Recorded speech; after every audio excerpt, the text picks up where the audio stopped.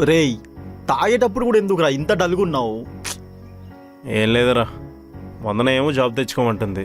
ఈరోజు బలవంతంగా ఇంటర్వ్యూ కూడా తీసుకెళ్ళింది. హో సూపర్, ఇంకేంటి జాబ్ ఓకే అయిపోయినావు మరి?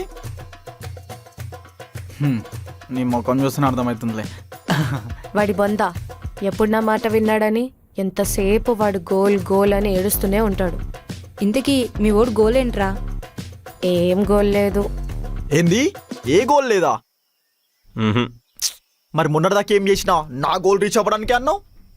అవును, జీవితంలో ఏదైనా సాధించడమే నా గోల్. ఏం సాధిస్తావు? నా గోల్ నీ గోల్ ఏంటి? ఏదైనా సాధించడమే.